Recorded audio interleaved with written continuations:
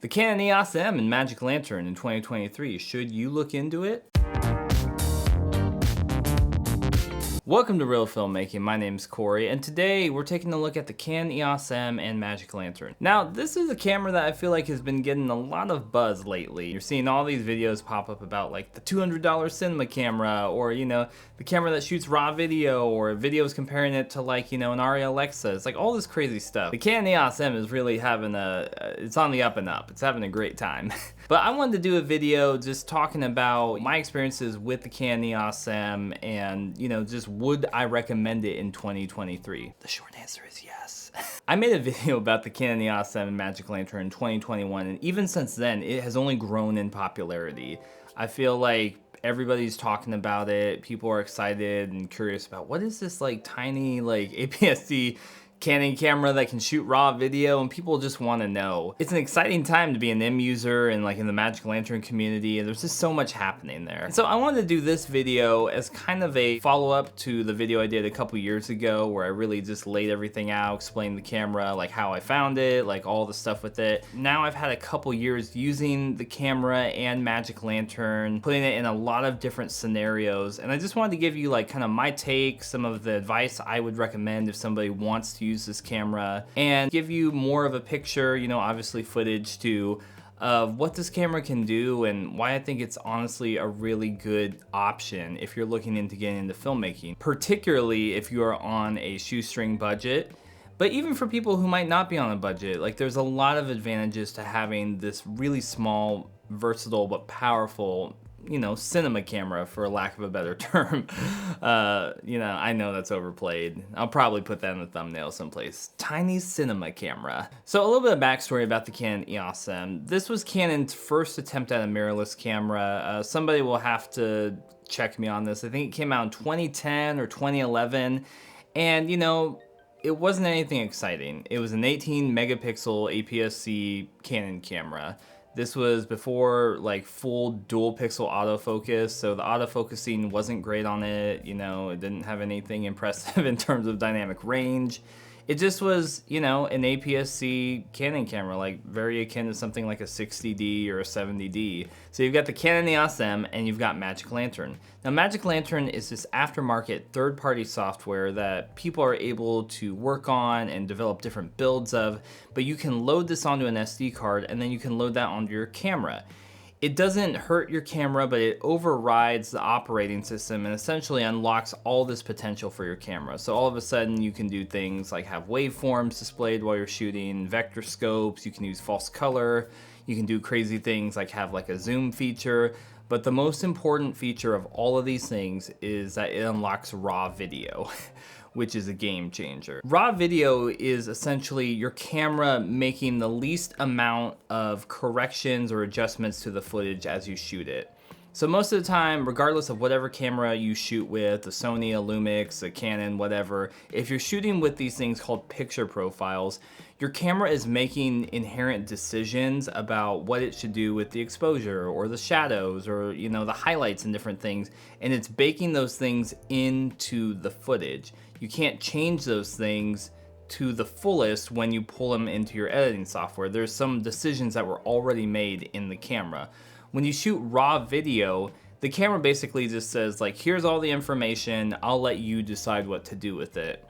And because of that, you can do a wide range of things when you go into the color correction and the color grading process. The other thing with raw video is you're able to shoot at these higher bit depths, so like 10-bit, 12-bit, 14-bit, and because of that, you have literally billions of colors that you can work with, as opposed to shooting, just with the EOS M, the base 8-bit H.264 files that most cameras shoot. You're so limited, and so when you try to do grades or have creative looks, you get all this ugly banding and stuff that just doesn't look good. And so being able to shoot at a higher bit depth and have raw video capabilities really is kind of the main selling point for why people want to check out the EOS M and Magic Lantern. Another really cool thing of why I feel like Magic Lantern and the EOS M keeps coming up in these conversations about cinema cameras, it's just inherent to cinema cameras themselves.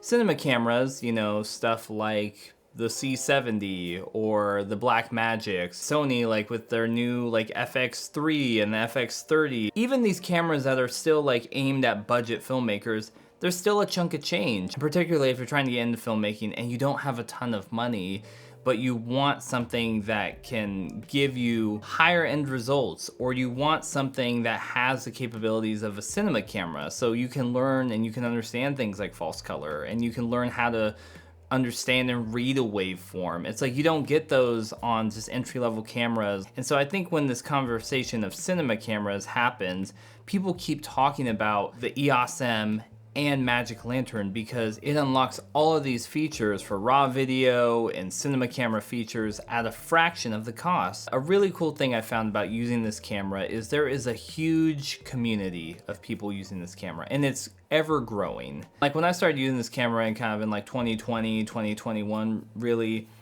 there was a community and it was growing and people were excited, but like it has just exponentially been growing. I've seen so many videos of people, and not even just like, you know, like I'm here in the States, but just people all around the world. I see these videos get posted with the EOS M and Magic Lantern, and I'm just like, man, their footage looks incredible. There's a Facebook group that I'll put a link in the description of this video that just so many good things are happening there. If you have questions, if you want to know about lenses, if you want to know about some of the conversions of like, you know, adapting lenses and like different frame rates or like focal lengths or all these crop factors, different things of shooting the different modes, people have all the answers. And there's some people on there who they know their stuff, and it's incredible.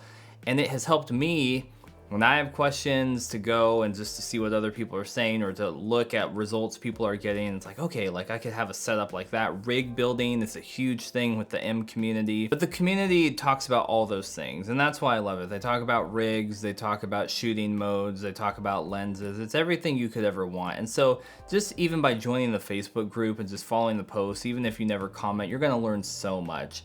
And then you have people who I would say are dedicated EOS M Magic Lantern users. They put up content, they teach people, and there's a number of these YouTubers who've helped me, so I'll put their links in the description to their channels. But you know, right off the bat, one of them that I have to mention, he's like one of the original godfathers of the EOS M, and that's Zeek.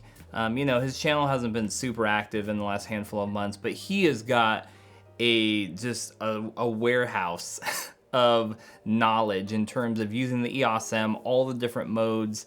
I would say like I've learned like 70% of what I know about this camera and stuff just from watching his videos. Like if you want to learn how to shoot in a particular mode, Zeek's probably done a video on it. If you want to learn about a specific lens, like how would it fit on, you know, the EOS M, what would it look like, Zeek's probably done a video about it. And he is a great resource. All those videos are available. Another person I'm gonna have to give a huge shout out to is Colin. Colin over at IMCE, he has done some amazing things. Particularly, he's just come out with like the m-lite, which is a cinema style housing for the EOS M. You can do some slight modifications to your camera, like take it apart. Nothing that's destructive, but then you can have it in a cinema body housing, which is incredible. I hope to pick one up later this year, but just the versatility it gives you to mount different things, to have it in that box camera form factor, it's incredible. But he's done a number of videos on rig building and like just optimizing like how you shoot with the camera, and it's great stuff. So those are just a couple guys. There's a lot of other people who've really inspired me with their videos. Like I'll have to mention Lumin visuals, like he's done great stuff. I love some of the footage he's shot with his EOS M. But yeah, there's so many users out there who are doing great things with this camera. And so it's an exciting community to be a part of, and it's just always growing and people are excited to learn. So I've been showing you a lot of different footage as you've been watching this video. And the really cool thing about using the EOS M and Magic Lantern in conjunction with something called MLV App is there's a lot of ways that you can take that footage that you shoot and you can process it and you can kind of fit it into whatever workflow that you want. The really cool thing about MLV App is it lets you know if you want to work with ProRes files, you can do that. If you want to work with Cinema DNG files and get all the raw data, you can do that. If you want to do even some of the grading in MLV App, you can do that. It's just a really versatile tool that allows you to do a lot of stuff with this footage. So I've been talking a lot about all the positives of this camera and all the great things, but I also do want to have this be a more balanced review of this camera. You know, I've used it for a handful of years now. The EOS M is not a perfect camera by any stretch of the imagination. I always joke that like, I love this camera, but it's definitely not perfect. And so there's a lot of cons, there's a lot of drawbacks to this camera. And so I just want to share those with you so you're not like blindsided. You just don't jump into buying this camera and you're like, oh, how did I not know this? And I think the biggest thing, and I know this seems kind of simplistic, but it's like Magic Lantern takes a long time to learn. I've been using it, I think this is my, you know, 3rd year using Magic Lantern fully, and there's still a lot of stuff that I don't fully have a grasp on. You know, I have a general sense of a lot of things, and I understand particular modes that I shoot with a lot, but there are so many things packed into Magic Lantern, and like I said, it's an open source program, so people continue to make new builds and improve different things, and it's always growing and changing. And so it's a platform, it's a format that you have to learn to work with and be okay with like making mistakes and going back to the drawing board and being like, why didn't this work? What did this, you know? It might be something that's just like, okay, I need to move it down from like 14-bit to 10-bit, or I need to do 12-bit, or I need to change the aspect ratio. There's a lot of different things to learn about the camera. So you have to be patient, you have to give yourself time. This isn't a camera that you pop it out of the box and you're ready to go. It takes time to learn it. But in the learning, I think it really will help you develop as a cinematographer. Another drawback to Magic Lantern is like not all the modes are created equal. Like these builds are ever evolving, and so Magic Lantern isn't always stable. Sometimes you'll get dropped frames, sometimes you'll get pink frames. Sometimes modes that you think that should work flawlessly have hiccups to them, and that's part of Magic Lantern is an ever-evolving thing. There's different builds that come out, and so you have to be patient and you have to work with it and find out what are the things that are reliable and work well and what works for you. And that just takes time. The last thing, which I kind of talked about, which is like how you can process the files with MLV App, the post-production workflow is more complicated in some ways than just if you got a camera and you went out and shot something. You can't just pull it into your editor. You have to take these files that Magic Lantern shoots, and then you have to transcode them into something else. So like I said, either like ProRes or Cinema DNG, or like there's a lot of different options, but that is a different process and it takes longer to learn and to understand. And so again, this is not a camera that you can just go shoot with and then just drop it into Final Cut or DaVinci. It's not like that. There's a lot more of the post-production, but again, I think it just will give you a deeper understanding of filmmaking, of cinematography, and just like even the holistic process of how you take a raw image to a final developed, you know, like movie-like state. What modes would I recommend using with this camera in Magic Lantern? The 1080p mode. I would highly recommend this mode. It has proven across multiple builds of Magic Lantern to be the most stable. You can shoot 1080p mode probably for easily like half an hour to an hour, as long as you don't run out of memory. You know, I shoot on a SanDisk 128 gig Extreme Pro card, and I've never had any issues in the 1080p mode. It just runs forever. As long as your image is exposed correctly, you'll be good to go. The 1080p mode has some downsides. There's a lot of moire, there's a lot of aliasing. Some of these problems can be dealt with if you shoot wide open, if you avoid shooting things with like high contrasty patterns. If you shoot with like a pearl mist or a Cinebloom filter, that can help a ton to reduce some of that. But in most cases, I would recommend shoot 1080p. You can still have the high bit depth, you can do a lot with the colors, and you can get a good grade. And I think if you're using a sharp lens, like something like a Sigma 18-35, you're gonna have really nice looking 1080p footage that is going to just blow any other camera's 1080p footage out of the water. It's like not even a contest. And the other mode I would recommend shooting in is the 5K FRTP mode, and FRTP stands for full-time real preview. And so essentially you get a actual live view of what you're shooting kind of in the cropped aspect ratio. This is not a true 5K. It's essentially shooting in this higher resolution It has a lot to do with kind of like pixel binning, and it gets a little complicated, but it's not actual 5K, but it's shooting with the full width and height of the sensor in a squeeze format that when you pull it into your editor, you are going to need to de-squeeze it to get an image that's roughly close to a 1080p image. And so quality wise, the advantage to shooting with this mode over the 1080p mode is there's a lot less aliasing, there's a lot less moire. Honestly, I think it's cleaner, but it is a little bit softer. So if you like a really sharp image, that might be something, but I think that can be alleviated by shooting with sharper glass. But again, that's gonna kind of come down to your preference. But most of the time now, when I shoot with Magic Lantern, this is the mode that I like to use, just because I like the look of it. To me, the camera in general feels really filmic, but this mode feels very filmic to me. It feels like a movie just coming out of the camera naturally. So I've talked about a lot of things in this video, probably more than you were asking for, honestly. But I wanna wrap this video up by answering a very common question. And I think it's a fair question, but who is this camera for? Because you hear all this great stuff and all these things, and you hear the pros and the cons, but you're like, who's this camera for? And honestly, I think the EOS M is for somebody who wants to get into filmmaking, somebody who wants to be a cinematographer, somebody who wants to grow in this knowledge. And even if you don't necessarily want to be a cinematographer, you're somebody who desires that cinema filmic look in your projects. Because like I laid out, there is a lot of stuff to learn with Magic Lantern. There's a lot of technical things to understand that somebody going down the path of being a cinematographer has to learn. You have to learn these things about bit depth and color grading and all this stuff and vector scopes and waveforms.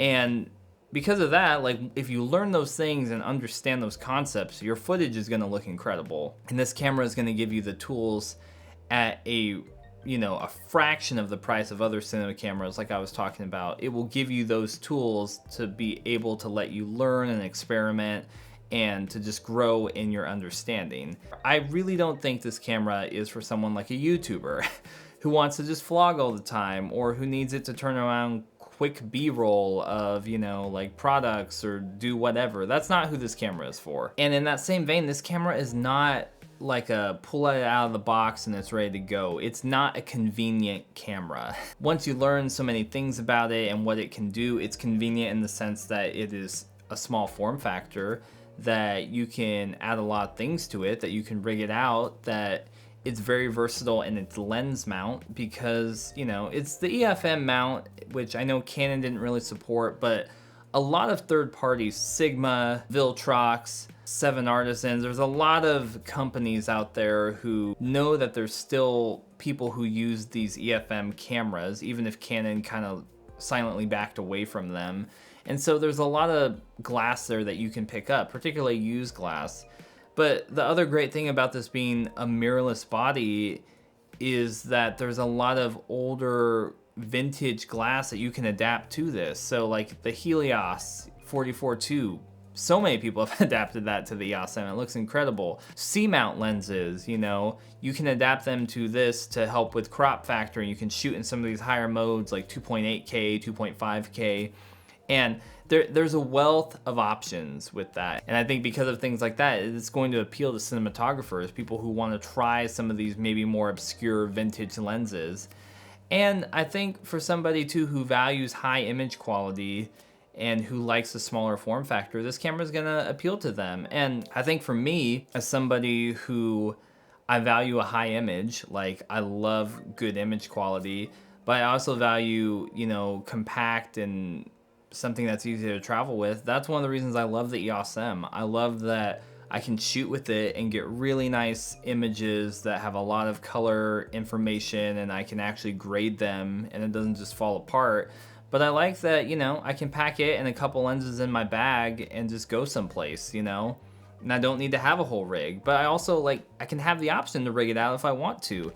And that's really attractive to me. If you are interested in growing as a filmmaker, growing in cinematography, maybe you're looking for a camera for like a small production, like to shoot a short film or something, I would highly recommend this camera. The price has been going up. A lot of people say it's the $200 cinema camera, but I think its popularity and people making so many videos like this have honestly affected it. You know, probably inflation too. It's a little bit harder to find it now at the $150 to $200 price range. You can usually find the camera like $200-300 now. Someplace like eBay, maybe MPB, someplace used. Let's say you only have like $1,000 to put towards a cinema camera. You can pick up this camera now for like $200-ish, $200-300, and then you still have a lot of money left to play with to put together a rig that you can actually go out and shoot with. But I still think it's a great deal. I still think it is worth it if those are things that you value. Thanks for hanging with me on this video. I know it was a longer one.